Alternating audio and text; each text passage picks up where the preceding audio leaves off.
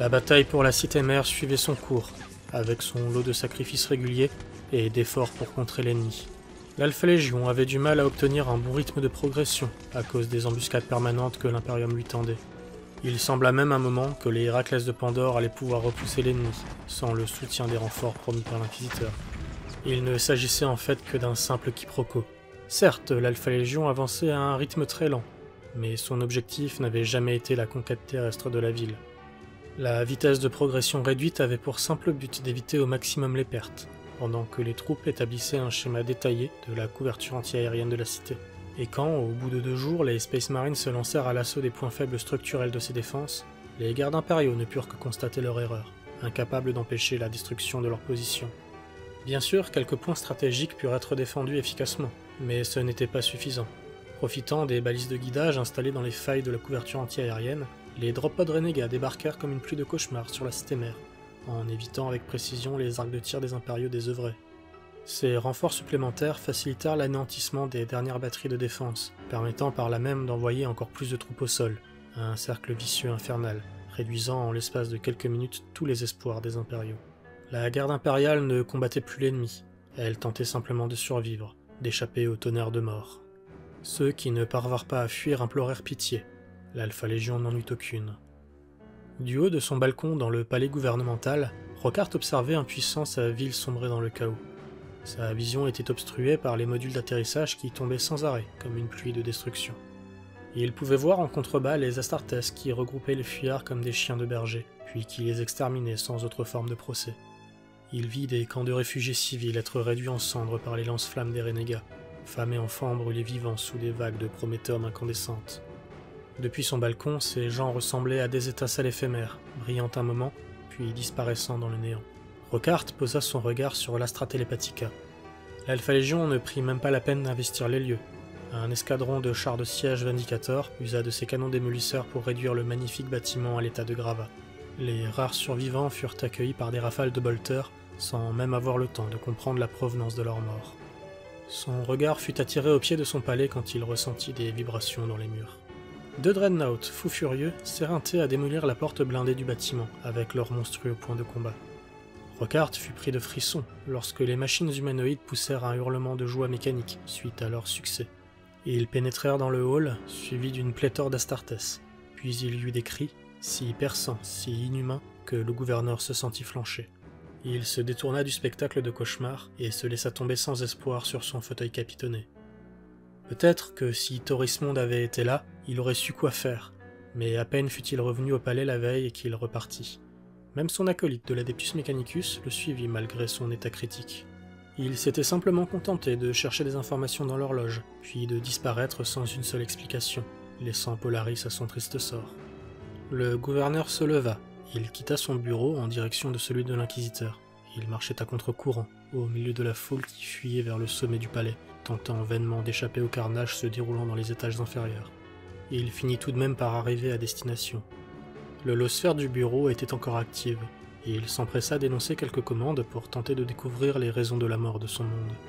Une image apparut devant lui, un bâtiment sous-marin, relié à un tunnel, des noms étranges, des histoires d'artefacts. Il ne put s'y intéresser très longtemps, et sa concentration fut brisée par la porte du bureau qui explosa derrière lui. Il se retourna pour se retrouver nez à nez avec un monstre inhumain de l'Adeptus Astartes.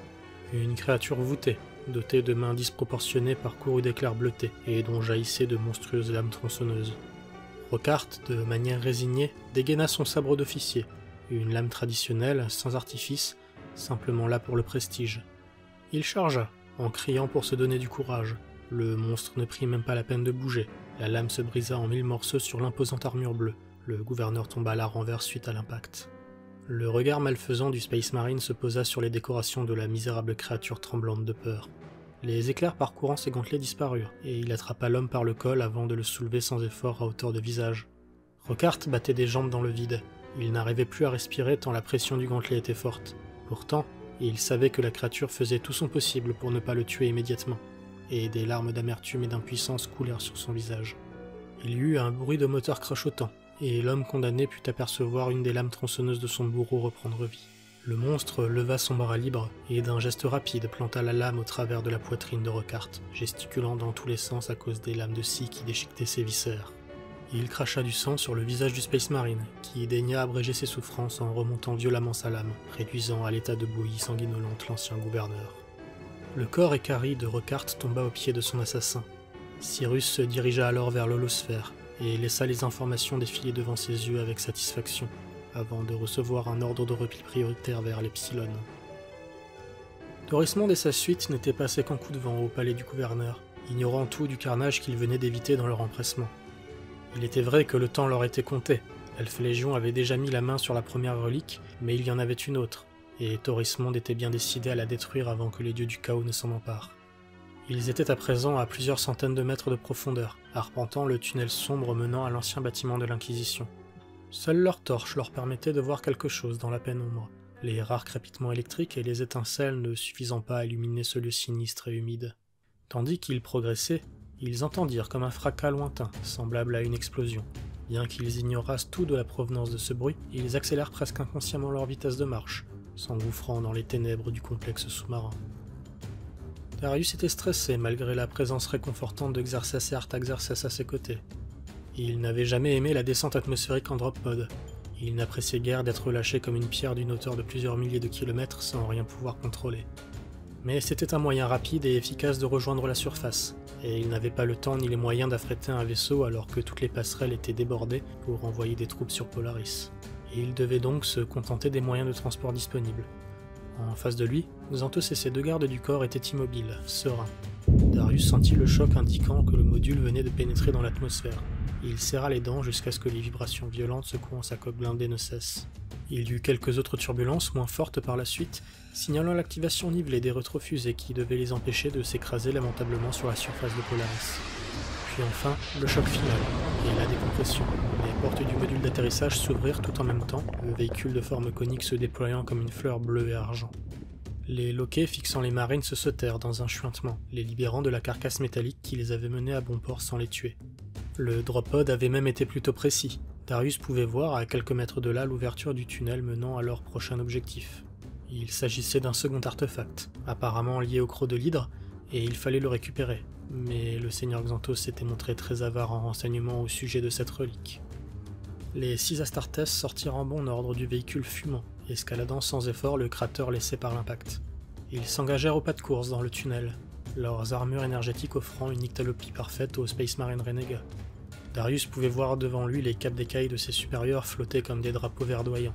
La cape d'écaille était le signe distinctif des élus de l'Alpha Légion, du moins dans la cabale du seigneur Xanthos. En effet, l'Alpha Légion n'était pas un organisme centralisé, car depuis la fin de l'hérésie d'Horus, de nombreux seigneurs de guerre avaient pris leur indépendance. Et si toute la Légion gardait les mêmes objectifs, chaque cellule œuvrait à sa manière. Ainsi, si l'une d'elles devait disparaître, il en resterait des dizaines d'autres pour continuer la lutte sans en être affecté.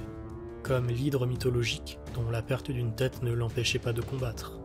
Cependant, chacune de ces têtes avait eu, en 10 000 ans, le temps d'établir des coutumes et des méthodes personnelles. La cabale du seigneur Xanthos, pour sa part, récompensait ses héros en leur offrant la cape d'écaille. Ces héros devaient accomplir des exploits capables d'impressionner même un Astartes plusieurs fois millénaire comme Xanthos. Mais plus il vieillissait, plus il était difficile d'acquérir ses faveurs, car faire mieux que son voisin devenait évidemment de plus en plus dur au fur et à mesure que Xanthos se lassait de ce qu'il voyait. Darius n'avait jamais reçu cet honneur de bataille. Il était un officier compétent, mais ses exploits vinrent trop tard pour impressionner son seigneur. Il ne perdait cependant pas espoir, car malgré cette ordure de Cyrus qui passait son temps à le faire passer pour moins bon qu'il n'était, il lui suffisait d'être patient. Cette patience qui était la vertu principale de l'Alpha Légion, celle qui lui permettait de vaincre ses ennemis. La petite escouade d'Alpha Légionnaire arriva au bout du tunnel. La porte de métal avait été proprement ouverte à l'aide de ciseaux thermiques, et l'acier fondu, encore brûlant, indiquait que quelqu'un tentait de prendre l'Alpha Légion de vitesse. Eymar Dorismond, Craig Holdfast, Linda Triboris, Corcavache et une escouade de 10 gardes impériaux menés par le colonel Hurd avaient franchi à toute vitesse les nombreuses pièces du complexe, ouvrant de force tous les sas qui leur bloquaient le passage. C'était une course contre la montre. En effet, pris d'un doute quand Linda a lui avoir ressentir un malaise psychique, Craig avait pris sur lui d'étudier les environs à l'aide de son Auspex.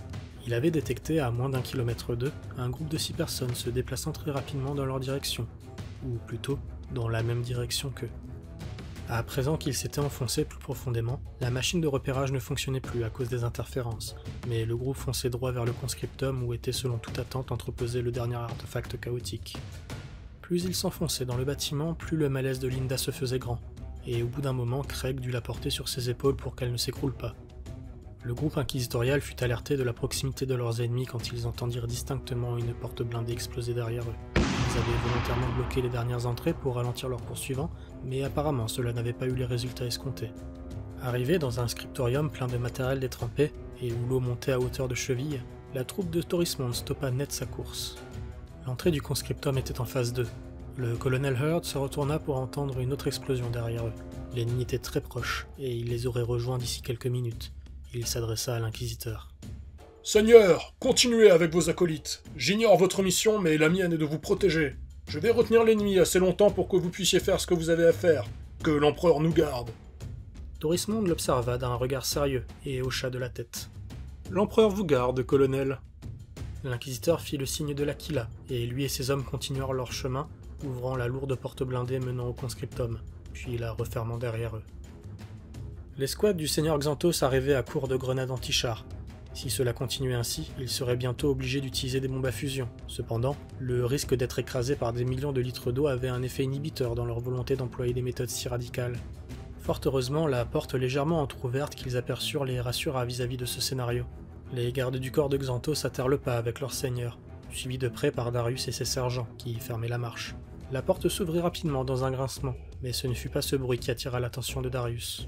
Sa vision nocturne fut saturée de lumière quelques secondes quand une boule de plasma iridescente frappa de plein fouet l'un des hommes de Xanthos, transformant ce grand héros de la Légion en magma radioactif flottant sur l'eau et éclaboussant leurs semelles cuirassées. Il y eut alors plusieurs dizaines de rafales de laser tirées dans leur direction. Xanthos et son dernier garde, ainsi que Darius, firent un bond de côté, roulant dans l'eau et se cachant derrière les bureaux en ruine. Xerxes et son frère, quant à eux, se mirent à couvert dans le couloir d'où ils arrivaient. Les lampes torches scrutaient l'obscurité dans un balayage lent et régulier, mais les soldats impériaux avaient largement eu le temps de s'habituer à la pénombre, et quand Darius tenta de s'approcher en évitant les faisceaux lumineux, il fut accueilli par un nouveau tir de lance-plasma, qui réduisit en bouillie fumante son ancien couvert. Il se plaqua au sol, puis roula sur lui-même afin de sortir du champ de vision de ses adversaires. Couché sur le dos, il vit alors un petit objet voler au-dessus de lui dans la direction des impériaux. Il y eut ensuite une explosion, suivie de tirs de fusil laser désordonnés. Darius fut ébloui par une troisième boule de plasma qui alla s'écraser contre un mur au fond de la pièce. Devinant la situation, il se releva prestement et, couvert par les tirs de bolter de ses sergents, se joignit à la charge de Xanthos et de son protecteur. Darius trancha dans le tas, tandis que les lasers ricochaient sur son armure. Il ne savait pas combien d'ennemis il affrontait, trop concentré sur le fait d'éviter une blessure mortelle au milieu de ce tourbillon de sang et de folie. Son regard croisa un instant celui de Xanthos qui tranchait avec efficacité ses ennemis à l'aide de son épée. À ses côtés, la hallebarde de son gardien faucha 3 impériaux d'un même mouvement. Darius frappa alors un coup circulaire et constata qu'il n'avait plus d'opposants.